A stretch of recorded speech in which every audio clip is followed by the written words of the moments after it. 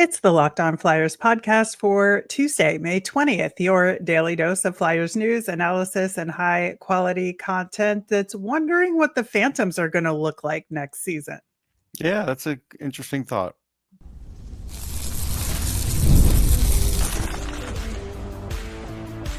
You're Locked On Flyers, your daily podcast on the Philadelphia Flyers. Part of the Locked On Podcast Network, your team every day. Hey there, and thanks for making Locked On Flyers your first listen every day. I am Rachel Donner. I've been podcasting about the Flyers, the NHL, and hockey for a decade, and I'm here with prospect expert and Flyers credentialed reporter for 19 years, Russ Cohen. To keep up with our latest episodes and Flyers news, you can find us at Locked On Flyers on Instagram, Threads, Blue Sky, and Twitter, and of course here on the Locked On Podcast Network, your team every day. We are going to do kind of our last official Phantoms Tuesday of the year and dig into the next steps for that team. We talked about the Flyers a little bit yesterday. We're going to talk Phantoms today, as well as look at some of the individual players and key prospects and how we should be thinking about them. Before we get to that, with Florida's win over Toronto, very sorry to you, Scott Lawton, but oof, Leafs drama is just always a thing, right? Yep, it's just the way it is. I didn't expect them to win.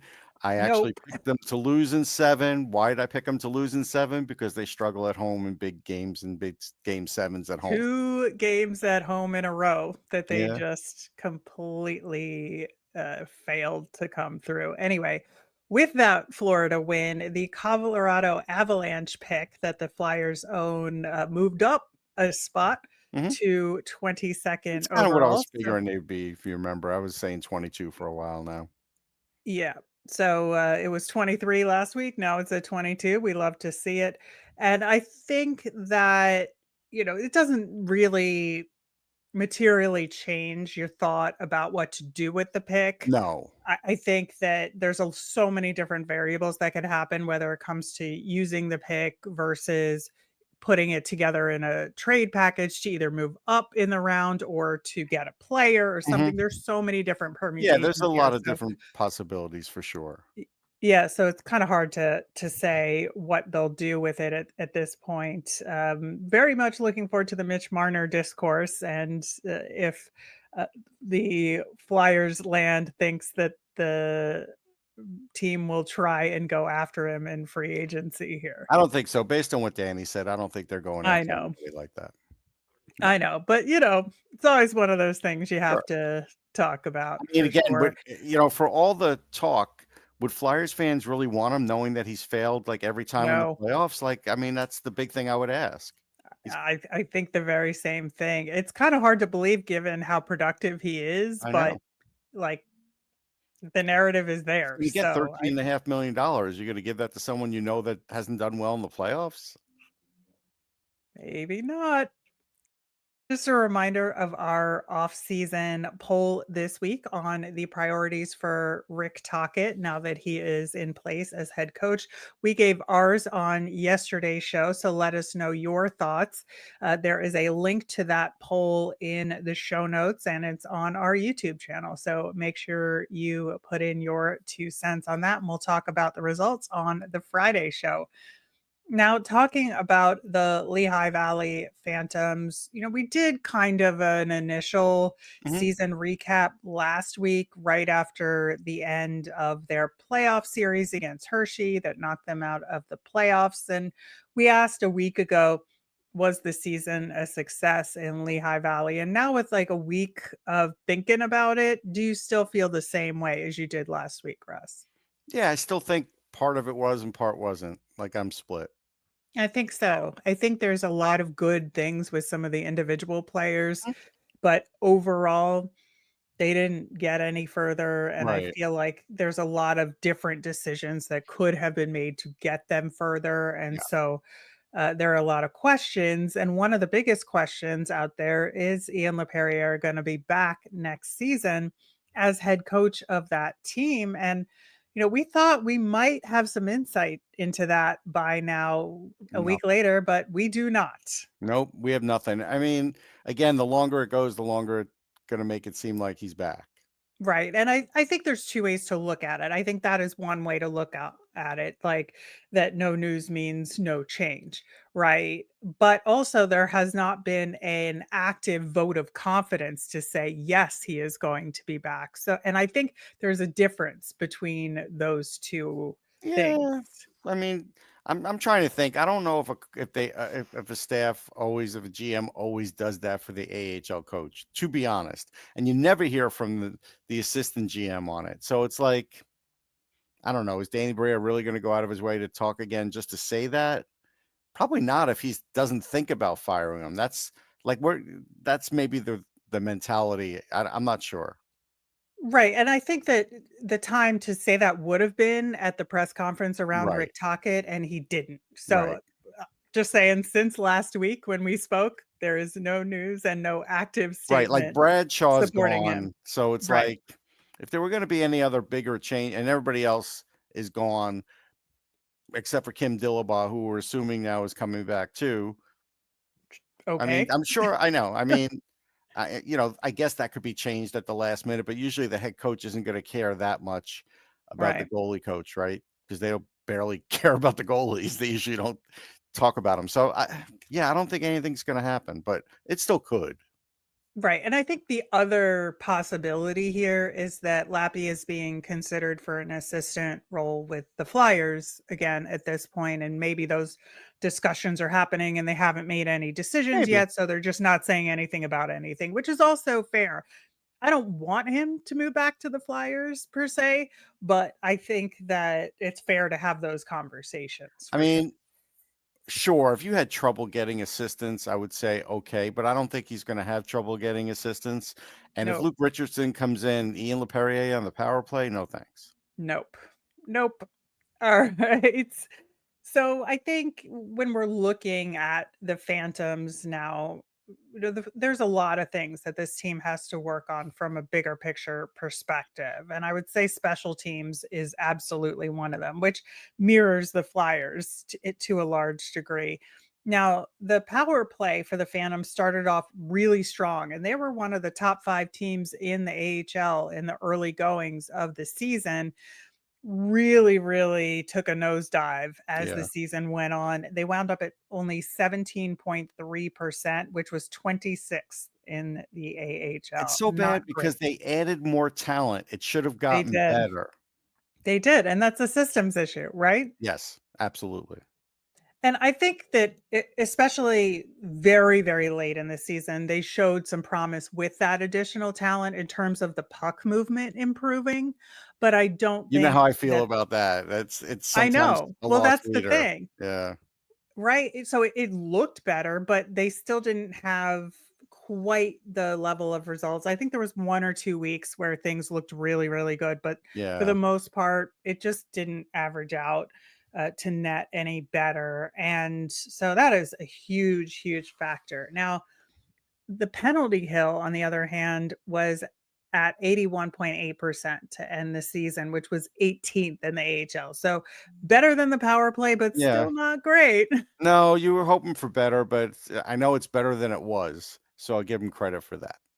Right, and I think the bright spot with their penalty kill was that they were actually 4th in the AHL overall in shorthanded goals for And the that's good. season. They had 12 of them. The top number in the league was 16. So having 12 shorthanded goals 16 in is a this lot. league, Wow. yeah, 16's a real lot. So I do think that there are some good sides to the penalty kill. I think they tried to be aggressive when they could, but it still just, was not even, 50% in the league. So Yeah, I think there's a lot of room for improvement there there is. defensively. Now, will they have better defensemen going into next season? I think so. Yeah, I But think so. I don't know if it's going to be dramatic. I mean, they're definitely going to add one really good one, and then beyond that, I don't know. Right. So I think related to the penalty kill was that there was a little bit of a lack of discipline, I thought, this season in terms of taking Yeah. bad penalties. Yeah. We know there's a certain degree of penalties that happen in the Oh AHL yeah. just as a matter of course. There's more fighting. There's a little bit more of like your boarding calls, your roughing Yep. calls, stuff Yep. like that in that league. But the Phantoms were ninth worst in the AHL in the regular season in terms of number of times shorthanded Yeah. at 264. That is a lot, It's and a I lot. think that, when you have that rough and tumble aspect to the AHL game, you want it the calls to even out when you're in those situations. So it shows that strategically, in some of those situations, they were winding up on the short end of the stick, and also they were taking some additional bad penalties in the run of play. Now you could get away with that if your goalie's your best penalty killer, but that's a tough one for the Phantoms too. Even with Gahagan in there, it's not going to be like top notch. So, but if you have a top notch goalie, you can get away with that. Right. And I think, it's hard to get stats on this in the AHL because we just don't have that level of detail publicly available. But the eye test to me says they were better at getting chances on the rush versus when they were set up Hmm. from an offensive perspective. That once, similar to the power play problems that they had, once they were kind of set up in the offensive zone, like they need to work on set plays and having a plan for after the initial rush. Yeah, I think that that's true. But now we heard Rick Tocchet say the other day. Now, just on the power play, I haven't heard him on the other stuff, but on the power play, he doesn't want as many set plays. So I don't know how he's Now going to we're feed. talking the Phantoms here, though. But the longer point is the Phantoms are going to match the Flyers this year, I'm sure, like every other team. So that's where I'm getting at. So I don't know yet. It's going to be up to him, not the coach down there, probably. Yeah, we'll see how that develops. I think that's an interesting point, and I think there's a lot more to talk about with that, as well as the defensive structure. And we're going to get into talking about some individual players and where we see the contracts and their futures going. We're going to do that coming up next. Looking for a snack that's both delicious and nutritious? Crack into a good source of protein with Wonderful Pistachios. Wonderful Pistachios is one of the highest protein nuts, and each 1 ounce serving has 6 grams of protein, giving you over 10% of your daily value. And plus, they are packed with fiber and better for you unsaturated fats to help you feel full longer. And personally, I love the no shells variety because I am lazy and do not want to spend the time shelling the nuts before I eat them. It makes it perfect for a grab and go snack for my busy days. And I have them at my desk while I'm working sometimes. And recently I reloaded on my sea salt and vinegar no shells supply because that is my favorite flavor, but so many of them are delicious and healthy too. Wonderful Pistachios is a complete protein, providing all 9 essential amino acids. These little green wonders pack a protein punch. So get snacking and get cracking with the snack that packs a protein punch. Visit wonderfulpistachios.com to learn more. On tomorrow's show, we will be answering your mailbag questions. So get those in. You can email us at lockdownflyers@gmail, send us a message on any of our socials, or comment over on our YouTube channel. So, talking about the defensive structure of the Lehigh Valley Phantoms, I think it got better as the season progressed, and especially when we got toward the end of the season. We can speak to, specifically like Hunter McDonald's play Hmm. got better. Ethan Sampson, I think, Hmm. got progressively better as the season went along. And then, of course, at the tail end of the season, Emil Andre returned to the lineup there. And so I think from that perspective and systems wise, the Phantoms were actually in fairly decent shape. Now, can they get better? Always. Hmm. And I think there's a lot to that. But I do think that they were at least trending in the right direction defensively. Yeah, I think they were trending in the right direction. I mean, I would not bring Belpedio back. Uh, Jennings, I guess that's a question mark whether he's going to be back or not. Um, But Belpedio, I definitely would let go. I mean, especially if Bonk comes over, there's no point in having Belpedio anymore. Right. So let's then talk about the individual players here. And since we're there, we'll start with the defensemen. But the main prospects on the team next year that we know about are Hunter McDonald, are Ethan Sampson, and then Adam Ginning is still under contract there. And the new signee, Ty Murchison, who we saw in a few games at the tail end of the season, he looked really, really good Mhm. in those games, and he will definitely be part of the Phantoms. And I think, Yeah. if that's kind of the core of your defense, I think that's really good because I think it's Mhm. prospects, some with a bunch of AHL experience, will have some that are new, and then it'll get bolstered, I think, with some AHL level players. Now, you mentioned Louis Belpedio. He was a quote unquote AHL blue liner. He didn't get any call ups this year because there wasn't a need for it. And Emil Andre kind of took care of that Right. when the call-ups happened. But he was on a two-way contract this past season, which is now expired. I still like if he walks and they decide not to re-sign him, I'm perfectly fine with that. But if they decide to re-sign him and keep him around on an AHL deal, I'm also okay with that. Yeah, I'm not, because what are they going to have? Like 10 defensemen? I mean, I'll assume that Andre will make the team, but he might not. So if Andre doesn't make the team, we talk about other players, one more player coming over. Where's the room? Like, none of these guys are going to get enough minutes. You're going to have 8 defensemen. Like, you can't do that. Well, that would be 5, and then there's only 2, maybe 3 more that we're thinking about here. So it's actually, I think, a pretty reasonable number of defensemen to have on your AHL team, and if you scratch him, I don't care. That's the thing, is like, Yeah, but if you he's have going to him. care as far as signing there. He's going to want X amount of Right, playing and that's time. what I'm saying. If Yeah. he walks because he's not gonna get the playing time, fine. If they decide to sign him as a depth defenseman on an AHL deal, fine. I just don't see either one of them as Yeah, I being don't think bad. he'll be back. That's just my feeling. Yeah, that's the thing. It's like, I don't think it matters because Oliver Bonk is gonna be in town, so that's gonna be huge, right? Mhm. And I think that, they should sign Helge Grans It again, but I sounds don't like they're know if they going to. will. It sounds like they're going to. I mean, Danny Brio talked about him the other day, so I Yeah. think it's trending up. So that's good. Right. And then the only other guy that's on an expiring contract who was an AHL guy is Ben Gleason, who I think had some injury problems, but was pretty solid when he was in there. So, if he's that depth defenseman guy instead of Louis Yeah, I would Belpedio, rather I'm have okay him. with that. Yeah. So I think that's kind of what your blue line is looking like there. And to me, that just feels like so much better of a blue line than the Phantoms started off with Yeah, there's at no the doubt. beginning of last season, right? Yeah. Because there's so many more prospects here Mhm. involved that really need to develop. And I think that's a good thing for the Flyers organization. Yeah, ideally, that's what you want. You wanna have some veterans to help them along, but you Right. have to have a fair amount of prospects there, so eventually, you have those guys replacing guys at the NHL level.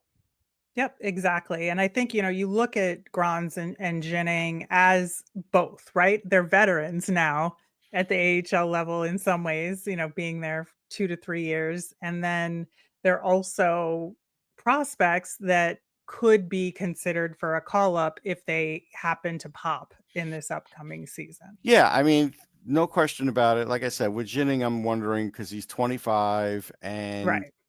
he has gotten 10 games, 11 games at the NHL level. It's not a lot. Nope. But that's what like I put them as Yeah, secondary guys yeah. in terms of this prospect pool, and I think that's fine because again, you need guys like that there. Looking at the forwards here, I think this is where we have some issues, but also some really good things around the corner here because your main prospects that will be on the Phantoms next year, we have Alex Bump, who got off to a pretty solid start, kind of learned a lot in the Yeah, playoffs he ran out there. of gas probably. He did, but I think getting a fresh start and especially having an offseason of training fully in the Flyers organization, I think that's gonna go a long way for him. Hmm. But other than that, what we're looking at right now is the main prospects on the team next year that were already there to begin with. Alexei Gendron, who had a really good season. We're looking for him to Hmm. take it another step this upcoming season. I'm guessing Carson Bjarnason is gonna end up on the Phantoms. I don't Yeah, I know think so. that, Now that Abels was but signed, I think Abels might have a yeah, better chance to make it than him, which is fine. I mean, Dwart's got to play some AHL, I think. right. And then Nikita Grabenkin, who made a significant impact with the Yeah. Phantoms this year. I think, he will only continue to do that, and I think Yeah. he's a good guy to have around in that locker room. Yeah, no question. He's got some upside, and he definitely needs more AHL time too. Right, and then we have Jacob Gaucher, who got the NHL contract last Yeah. season. I expect really good things from him and Yeah. maybe mid, late season to Hmm. maybe give him another look Yeah. at getting a call up there, circumstances allowing. Devin Kaplan is gonna be there. He Hmm. got that one game in with the Flyers, but he Yeah. should be a Phantom this upcoming year and Hmm. continue his Oh, he will development, be. and Yeah. and we'll see what happens with him. And then J.R. Avon is the kind of question mark here. He was a mixed bag this He past was. season. He was a little streaky and less so later in the season. And so this is a make or break year for him It next year. is. We'll have to see what he does for sure. Right. So then we're going to probably add Denver Barkey to the mix here. Yeah, I think Denver Barkey will be there, and that's good. I think he's graduated out, from where he is in the OHL. Maybe he'll win a Mem Cup. So yeah, definitely. So, of the prospecty guys, let's say that's a technical term, by the way, they still need to sign Zayd Wisdom, who we put as number one on our list of guys to sign now, right? Hmm. Yeah, he I would have him as high a priority as Helge Grans. I agree with that. So hopefully they get him in on a NHL deal and Yeah, not an AHL deal right. at this point, and give him Yeah, a I think he's two-way shown enough contract. that, if nothing else, maybe he could be a spot NHLer down the road.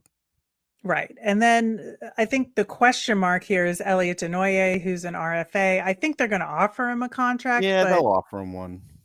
I think that he is also in a make or break situation next year. I think he played really well in the last month or so of the season, but other than that, not as much. So I Yeah, I'm think, gonna throw a tip out there though yeah, to Danny Briere. Don't show that you like Caleb Denoye so much, because the problem is if I'm at 4 or 5 now, I might just put out the word that I'm going to take him so I could extort a pick out of you and swap spots. maybe, You got to be maybe. careful about that. Yeah. Yeah, I think so. Now, Giovanni Smith, who we got via trade this season, is a UFA this offseason. I don't know if they're going to keep him or not. I think I it's think kind he of did up in the fine. air to me. I think if he has other Yeah. opportunities, he might go elsewhere, but I'd be okay bringing him back. He was Yeah. fine. I just don't know that he'll get any shot at the NHL in the Nah, I don't Flyers think so. organization, and he might want to go somewhere where he thinks he might. That's possible. So that's the only Or question he I could hang have. around in Lehigh for another year. In another year, there'll be an expansion team, and then maybe he'll have a chance to make that, because the NHL is eventually expanding. So he might hang Yep. around for that. Maybe. All right. Well, we've got more forwards to talk about, including our AHL and call up guys, as well as the goaltending issue, which is always a thing with Oh the yeah. Lehigh Valley Phantoms. And we are going to talk about them coming up next.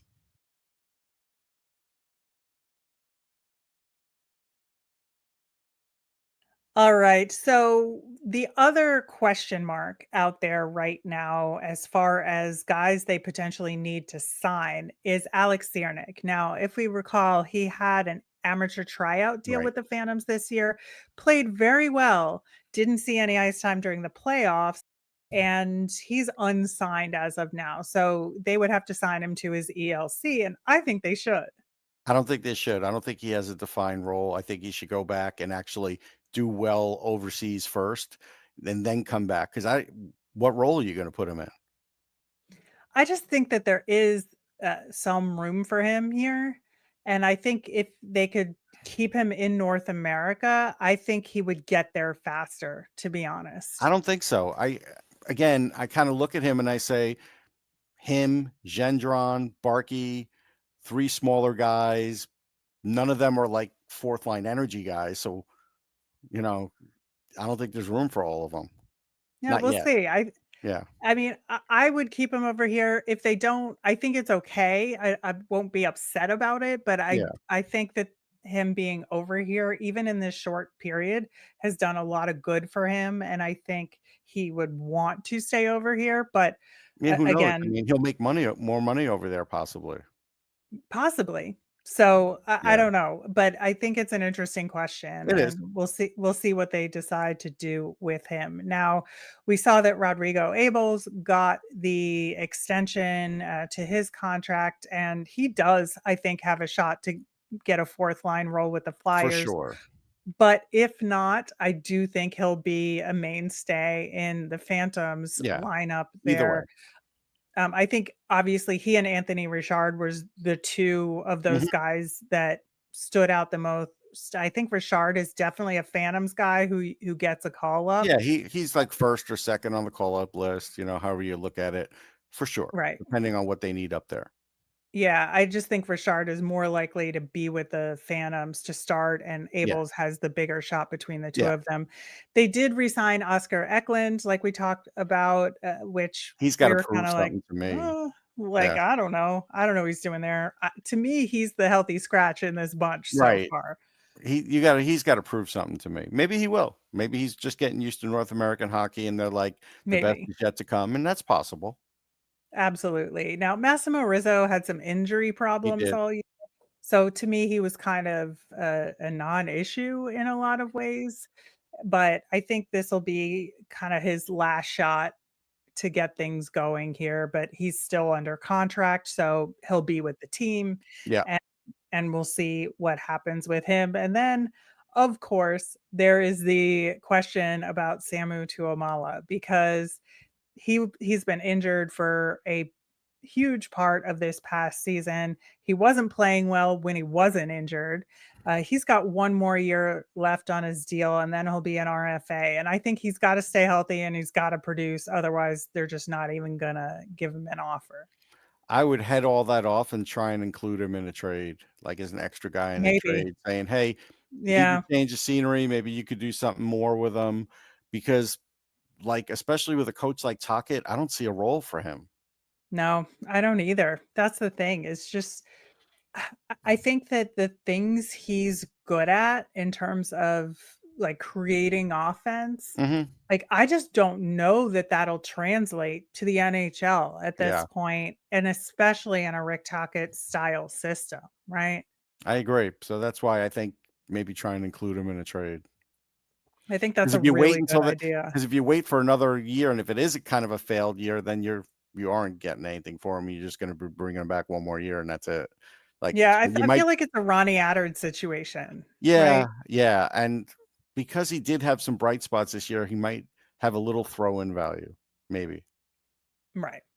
And maybe it's like, somebody who owes you a favor. Yeah, If you're making a deal with them, right. then that's the favor. Yeah, That's your return on the favor there is to take this guy yeah, and see what he can do. yeah. Now, the other big question outstanding is goaltending. And we know that Carson Bjarnason is going to be part of the team next year. And then I would assume now, far be it for me to assume things incorrectly here, but I would assume they would sign Parker Gahagan as their AHL level goalie. I know he's a little bit on the older side, but he played so well this year. He deserves it. But beyond that, we have no I clue think they what's have to going on, sign Gahagan. right? I don't think they have a choice because Oh, totally. you can't trust that either Russian's going to want to spend any more than a few weeks in Lehigh. I know. I know. That's the thing. And so if Bjarnason and Gahagan are your two primary goalies, and then I mean, we can't even make any assumptions about what they're going to do with Kolosov No. and and Fedotov at Fedotov will this be point. back. He's gonna be the backup. Like I'm pretty sure that's the way it's gonna go. But they'll tell him he's competing for a job, and that's fine. Right. Kolosov, I don't know what they're gonna do with him. Nope. That is He might get anybody's traded at the guess. draft for a 7th round pick. Who knows? Yeah, I mean, he could be a throw-in, who knows? Yes. But which is awful to lose a goaltending prospect as a throw-in, but also we don't even know what we've got in him I mean, the at guy this doesn't want to point. play in the AHL, so it's like, Yeah, does it matter? I mean, I know. I know. It's just such a mess, but beyond that, I think yeah, it's a big question and they may it end is. up having to get another free agent goaltender that's a Mhm. tweener Yeah. kind of guy that plays in the AHL but could be a call up and then, Gehagen's kind Bring of like back your Felix third Sandstrom. goalie. I wouldn't mind it, Could honestly. do worse. Could do a lot worse at the AHL level, but I think, uh, there's some real promise here with the Phantoms, and I Mhm. do think on paper, they should take another step forward and be a much stronger team this year. Depends on I the think it's just coaching. gonna depend on yeah, It it is. just depends on who the If coach it's the is, same and coaching staff coming back, I don't know how I'm gonna feel about it. So we'll see. yeah, and that's why I say on paper, Yep. things look really promising for this team, and On I'm paper, it very looked good much going into the playoffs, and it was good for a little while. right, and that's why I'm very much looking forward to the Phantoms next year. I think Yeah. there could be a lot Well, they have going guys for you wanna them. watch and for certain wanna see and look forward to, not saying that. But I when the chips are down, do they have the right coaching? That's the question. Yeah, that is the $64,000 question, Russ. All right, that will do it for today's show. We will be back tomorrow and we'll include our mailbag. So let us know any of your questions about the Flyers, the Phantoms, or any potential draft picks that you want us to cover. You can let us know on any of our socials at Locked On Flyers. You can email us at lockedonflyers@gmail or comment on our YouTube channel. I'm Rachel. I'm on Blue Sky and Twitter at rmiriam. That's RMIRIAM.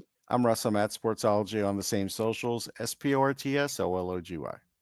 Thanks for making Locked On Flyers your first listen today. For your next listen, check out the all new Locked On NHL game night. It's every game, every night until that Stanley Cup champion is crowned. Get local analysis on a national scale with NHL game night on Locked On NHL on YouTube or wherever you listen to podcasts. Have a great day, everyone.